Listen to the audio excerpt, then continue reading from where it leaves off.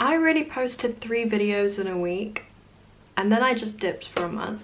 The thing is, it's not that deep, but I thought basically this video can just be casual, just a little chat, just a little catch-up video, life update video, if you will. I think I want to start this video just by saying that if I don't post on Instagram for a month, it's because I don't feel like taking pictures of myself. If I don't post on YouTube for a month, it's because I don't feel like being on camera. I don't feel like videoing myself. I don't have to be consistent. Like, this isn't my job. This isn't my income. Oh my god. I just realized I was going to announce my giveaway in this video. If you're confused about what this giveaway is for, I hit 20k subscribers. I got the Cult Beauty, I can't remember exactly what it's called, like the Cult Beauty starter kit or something, and oh my god, it has so many cute products. It has all the products listed with basically a description of each one and what they're used for. We have the Huda Beauty Coral Obsessions palette. You can see the specific colors on the little handout they give. Honestly, I really want one of these for myself because I have one full-size Huda Beauty palette and I love the quality of her eyeshadows. The Inky List Caffeine Eye Cream. You get a Ren Skincare Ready Steady Glow Daily AHA Tonic. I get asked about my skincare routine quite a lot, and the honest secret is to use products like this with acids in them because they're so good for eliminating texture and blemishes. Also get a Dr. Jart Tiger Grass Sleep Intensive Mask. So this is like an overnight hydrating mask. Also in this kit you get a Plein Air Rose Jelly Gentle Makeup Remover. I love the sound of this. I love rose scented skincare, and yeah, this is basically something to remove your makeup with. And then finally you get a Living Proof Perfect Hair Day 5-in-1 styling treatment. I haven't personally tried this. I've tried this brand's dry shampoo and I really liked it. This is really like a luxury hair brand, I think. So yeah, and this is quite a lot of product, to be fair, for like a mini. I'm going to be throwing in a few other products into the box. So the first one is a NYX Butter Gloss. This is in the shade Madeline. This is one of my favorite nude lip glosses to use, and if you guys know me, you would know I'm a huge gloss fan. And then I get asked about what mascara I use a lot. Currently I have eyelash extensions, so I'm not wearing any mascara, but when I do, it is the NYX On The Rise Volume Lift Mascara. This is so good. And then the final thing I'm going to be putting in there is this yearly planner. I just want you guys to start the year off right, so you need a new planner in here.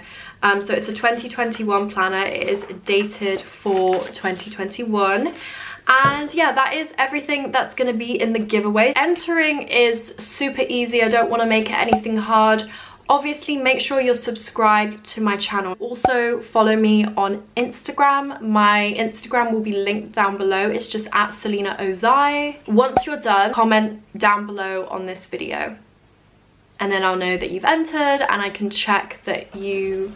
Yeah, don't be pretending, because I have ways of checking if you're subscribed and if you're following me on Instagram. I should probably say that this is UK entry only. I'm really sorry. I know a lot of you are subscribed from outside the UK. Honestly, it's too much. It's too much. This is a 20k giveaway. If you get me to 50k, we can talk about an international giveaway. And honestly, I can't even comprehend that people outside the UK actually watch me. As I was saying, I do this for fun, and a really good way to take the fun out of something is to force yourself to do it and to make it seem like it's a job. Or, you know, I don't want to get to a place where filming videos feels like a chore to me. I honestly do think a lot of it comes down to the pandemic, and I feel like a lot of you will relate. Like, it's just, life is so weird right now. I feel like I've just been going through one of those phases where I have felt down and unmotivated.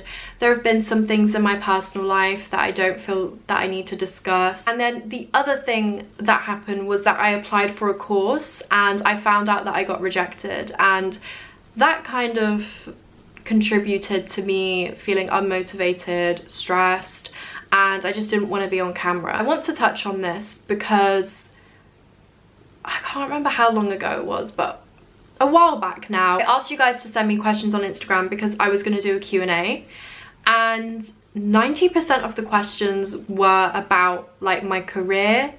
Like it wasn't even going to be a Q&A, it was going to be like a career life update type of video. Back in November, I mentioned in a vlog that I was applying for a course to start in January, and I was preparing for the interview, and a lot of you guys were asking what that was and for updates. So I found out that I got rejected for that during this time that I've been off YouTube. I'm going to give a really quick summary if you're quite new to me on my channel.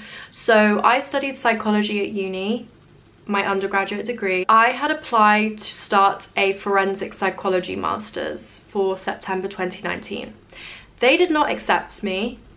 I think looking back, it was because I deferred my final year exams because I had an operation. I think basically so many of my grades were missing that they just didn't want to offer me a place because they weren't sure what I was going to get. That was September 2019, so I was back in a place of thinking, oh my god, what am I going to do now? I've just graduated and I have nothing lined up. So I applied for my current job. My current job is a healthcare assistant in a psychiatric hospital. Started that in January 2020, and that is still my current job. During that time, where I knew that I had this job lined up, I applied for a clinical psychology master's to start in September 2020, and I got accepted. My plan was to do my job from January to September and then either quit or go bank. Working bank basically means that you aren't contracted a certain amount of hours. It's kind of similar to the idea of 0 hours. So it's like you pick up shifts as and when they're available. It got to, I want to say July, and basically I got cold feet and I didn't want to do the masters anymore. So I withdrew my application. At that point, I decided to do a counselling course. One, it's just something really good to be qualified in if you are working in mental health, is to have counselling skills. Give me more time to think about whether I really wanted to do a clinical psychology master's. And two, during that time to think, I could have decided actually I want to pursue counselling rather than clinical psychology. The counselling course I applied for was from January to June. They pushed the start date to January instead of starting it in September because of coronavirus. That was the plan. I got accepted onto an interview. I had my interview. Actually, the interview went well, but you just never know who else you're up against. And I found out that I didn't get accepted, and their feedback was just that I didn't have enough experience. And counselling is something that you can do at any point in your life. Like, you can have a whole other career as a teacher, for example, and then decide you want to go into counselling. So I think they just had a lot of applicants that had a lot more experience or like were further along in their career, because they even said to me in the interview, like, you'd be one of our youngest applicants. I knew of a couple of other people at my job who had applied and they got the same feedback. So yeah, I've just been spending the past month kind of figuring out what the next step is, because I know regardless I want to progress, whether that's academically or experience-wise. I just feel like I have the knowledge and experience to have a job with more responsibility than my current responsibilities. I've been looking at other jobs now. The only tricky thing is that I do want to stay in Bristol. I just feel like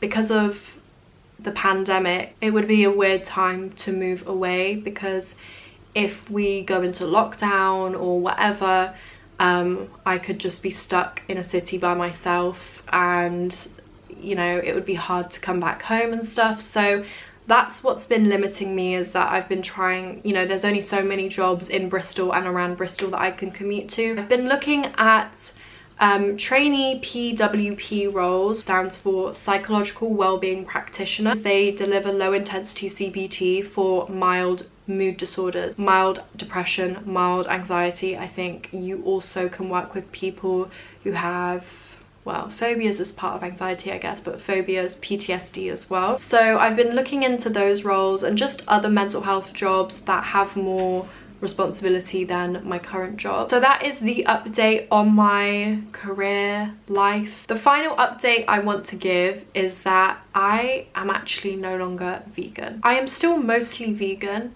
Like when I go food shopping, majority of what I buy is vegan. It's more just for convenience reasons, or if my mum cooks something and I really want some, I will have some if it has dairy or eggs in it. I guess if you want to put a label on it, I am pescatarian because I do sometimes eat fish. But yeah, I'm mostly still plant-based. If you're wondering why, honestly, it's not because I think veganism is wrong. I still agree with all the principles of veganism. It purely is a selfish decision. Like, genuinely, I just got bored. I do think I'll probably go back to being fully vegan one day. I just wanted to say that in this video in case I am vlogging and I show you guys what I eat and you guys are like, oh, I'm confused, I thought she was vegan. I know some people are going to be disappointed and I may well get hate comments, and that's fine. You can air out your opinion if you want. I don't really care. When I was vegan, I was never one of those vegans to ever argue with non-vegans or try and make them feel bad or try and tell them they're a bad person for eating animals. Because first of all, I just don't have the energy to be in other people's business like that. Like, I don't have the energy to argue over the internet about what other people eat. Like, I really don't. Kind of similar to non-vegans trying to tell vegans that they're actually unhealthy. Where do you get this energy from? Like, please focus on yourself. I do think more people are moving towards veganism, but it's through the approach of acceptance rather than trying to tell people that they're a bad person or that, you know, XYZ. Like, there are certain approaches you can take, and I just don't think hating on people is a good approach. If you want to raise your own blood pressure because of what I'm doing, then okay, you can argue with the wall about it. And by wall, I mean the comment section. You can leave your hate comment, I will read it, and I will continue to do whatever the fuck I want. I think that wraps it up. Don't forget to enter the giveaway if you want to win that box. Thank you guys for watching. If you enjoyed, make sure to smash the thumbs up down below, subscribe down below if you haven't already, and I will see you guys in my next video. Bye.